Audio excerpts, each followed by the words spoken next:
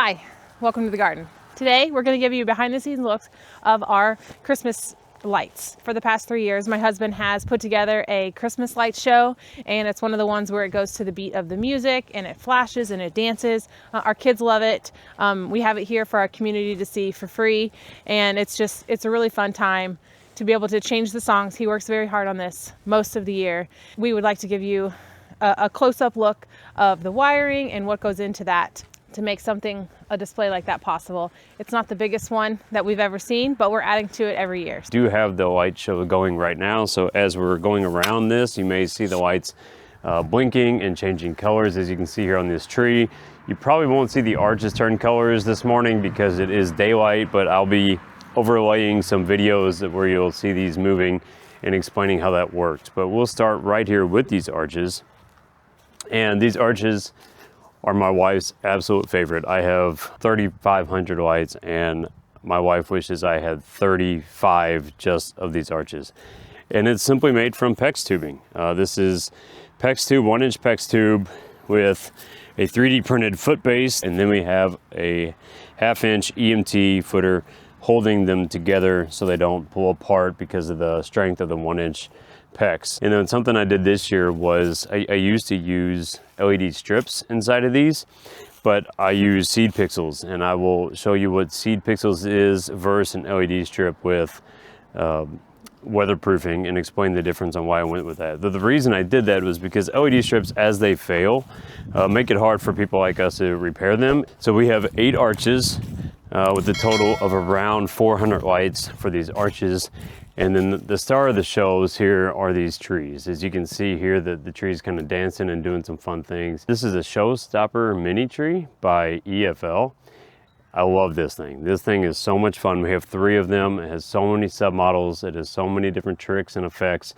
And each one of these lights, everybody always asks, well, what brand of lights do you have? Or who did this for you? Well, it's all through us. The people that have these shows, they push every one of these lights. These are called WS2811 pixels, and each wire in the back is pushed on the back side. And then once again, you got 3D printed clips, another 1/2-inch EMT, 3-bar in the ground, and right here is the brains of the operation. Started with years ago with a guy named Dr. Z's and Quinn LED, but here's the inside of everything. I'm gonna get you real close and personal here so you can get a good look on what I got going on. But we have a Raspberry Pi right up here. There's an audio jack, so we have everything going from the Raspberry Pi to our FM transmitter. Underneath is called a DigOcta. It is a WLED type controller, and this takes all the networking data from this Raspberry Pi on this Ethernet cable to our switch, passes that data back and tells this controller how to operate all these lights. All these lights are DC. They are not your typical Christmas lights to where you just plug them into your outlet here. We run 12 volts here at our house. Some people run 5 volts, but to not get in too much detail, you'll need more power injection to make 5 volts work per port. So these windows we did are new this year, a lot of fun. You can see they're doing all different sorts of things.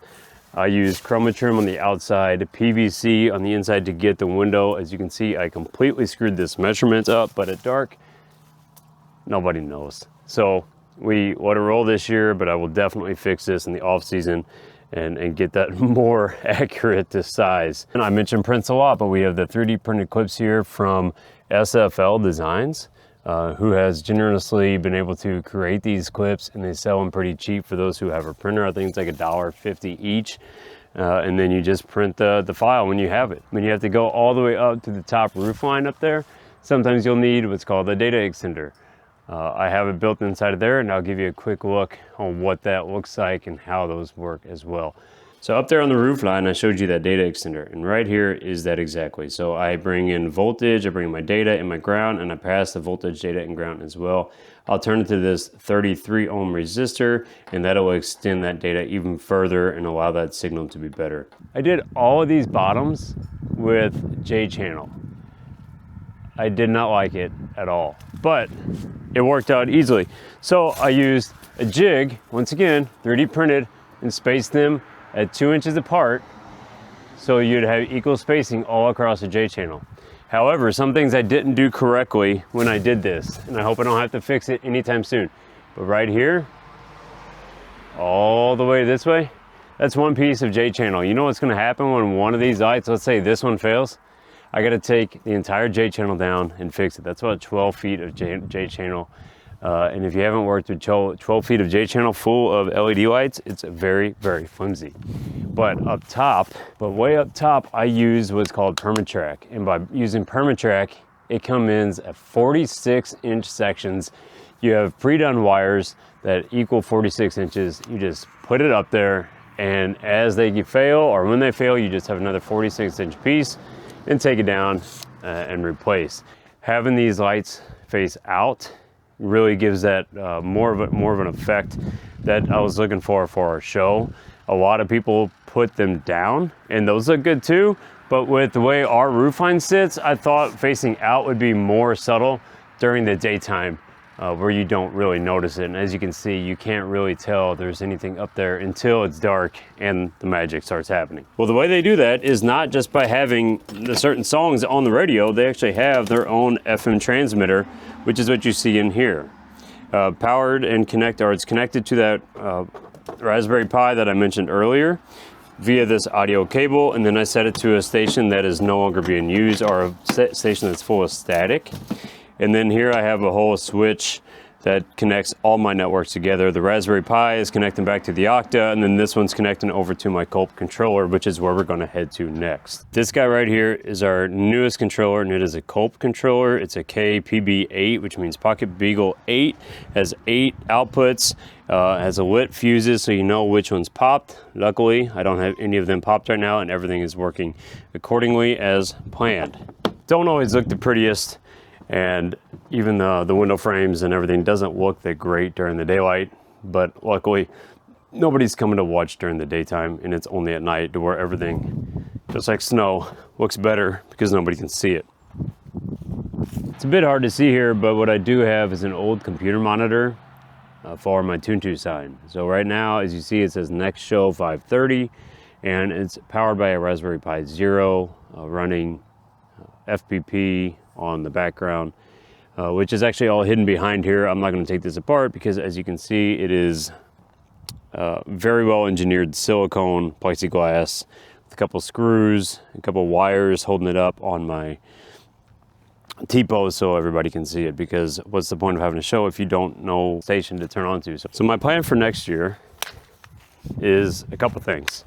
Across the street is where my audience typically watches, and as you can see right now, this spruce tree is in the way, and I'm kind of partial to it, so is my wife, so I can't cut it down, but I'm going to try to incorporate it. I got seed pixels that I'm going to wrap inside it, kind of like a spiral tree is my hope. I have 600 left from my last project, so I'm going to see if that works. Then I'm going to grab another controller, and I'm going to bring all those arches, I'm going to bring them out front. I'm going to put them in front of this spruce tree and see if I can get them across our peonies here. So our peonies are all mowed down right now, and we're going to put those arches in front of the peonies. The second thing is, the third thing is I have a 5-volt pixel tree that I converted from GE out of Lowe's a couple years ago, and I haven't used it since because it's a 5-volt and all my boxes are 12. So I want to convert a 5-volt box and bring that out as well.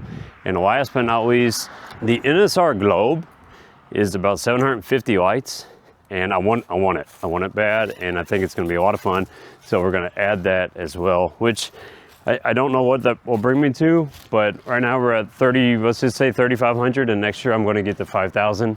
And I think at 5,000, we're just going to call this show a wrap, and just kind of focus on the lights and enjoying the show and keep optimizing every year. This here is called X-Lights, and this is how everything works. So you take a model of your house, all the lights we just saw outside. Just like with anything, nothing works exactly the way you have it. So as you map your show, you have to import everything that was already bought, then map it to everything you want to work, make sure the timing works, and you make sure you rendered it correctly, make sure the colors are what you want, because you can still change all your colors if you want, but think of it more of like a baseline. These here are called seed pixels, And these are what we're powering up all of our arches with. This is what we'd use for the LED strips, and this is what I have used in the past for LED strips, but when I replace this, I can point out a problem immediately. So this, after a couple years of use and just after a couple years of bending, you can see that the weatherproof protector here is actually split and was going to cause a problem, potentially cause a problem this season, which would have been an issue not had to go out and fix. I can't say these are any better really than these LED strips. They're actually less bright, so when I turned them on, I had to change my brightness level to make these much brighter than the LED strips and make them comparable. I didn't have a big project, so my wife, as I mentioned, wanted more arches. Perfect example for using my seed pixels and trying them out. Thanks for hanging around, thanks for watching, and thanks for letting me get real nerd talk with my hobby and how we make the Christmas light show from the garden happen every year. I'm looking forward to taking you behind the scenes again at next year's video this time. We are unable to put up the full show for you to be able to watch because of copyright reasons, because these songs are not ours. But we will go ahead and put those in our shorts, and so we can see little clips of what this Christmas light display looks like. It is about a half an hour show, and over a course of many songs, it combines traditional Christmas music with the music that our kids are loving right now, to also some of my favorite artists. It's something that he puts together, and it's fun for the whole family.